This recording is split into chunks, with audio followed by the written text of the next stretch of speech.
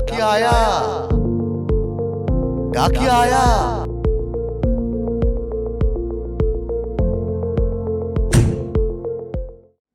देश के कोने कोने से लोग भेज रहे हैं वित्त मंत्री के नाम चिट्ठियाँ, अरमानों की चिट्ठियाँ। एक ऐसी ही चिट्ठी आज फिर आई है हमारे पास। और ये चिट्ठी किसने भेजी है, क्या लिखा है इस चिट्ठी में, चलिए देखते हैं।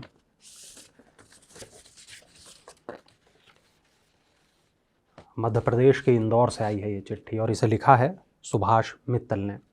क्या कहते हैं सुभाष, मैं पढ़ के आपको सुनाता हूँ। माननीय वित्त मंत्री जी, नमस्कार। मेरा नाम सुभाष मित्तल है। मध्य प्रदेश की इंदौर मंडी से गेहूं और चावल के निर्यात का कारोबार करता हूं मैं। मेरा तो सारा बजट ही चौपट हो गया। नए साल में भी नए जैसा कुछ नहीं।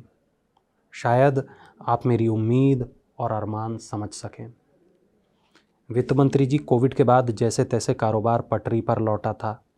पिछले साल मुझे गेहूं और चावल निर्यात के अच्छे ऑर्डर मिल रहे थे।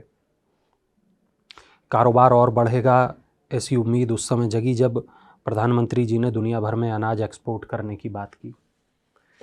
मुझे याद है प्रधानमंत्री जी के इस बयान के बाद मैंने अपने सभी कर्मचारियों को कुछ बोनस दिया था। कोविड के सालों में कुछ दे नहीं पाया था, तब तो तनख्वाह ही बड़ी मुश्किल से निकल पाई थी। लेकिन इस खुशी की उम्र बहुत छोटी थी।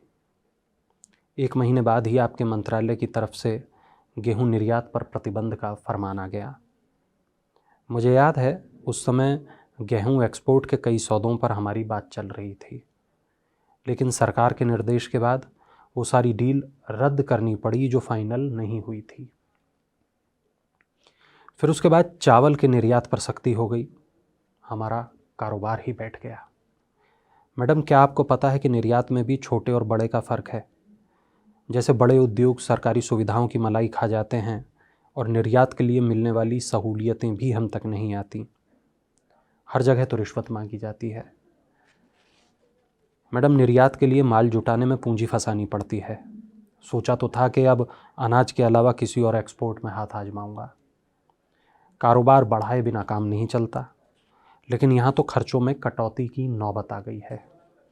बच्चों जैसे कर्मचारियों को नौकरी से निकालना कौन चाहता है, लेकिन मेरी भी मजबूरी है। वित्त मंत्री जी, आप तो कहती हैं कि राज्यों को निर्यात प्रोत्साहन देना चाहिए। यहाँ तो राज्य सरकारें कुछ सुनती ही नहीं। आपकी सरकारें बड़ी कंपनियों के आगे देखती ही नहीं।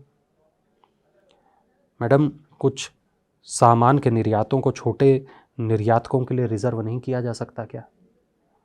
पाबंदियों से हमें छूट नहीं मिल सकती क्या?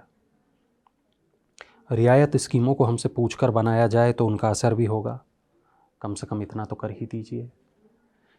हम लोग देश के लिए विदेशी मुद्रा लाना चाहते हैं। वित्त मंत्री जी, मेरी सुनिएगा ज़रूर। आपका सुभाष मित्तल, एक निर्यातक।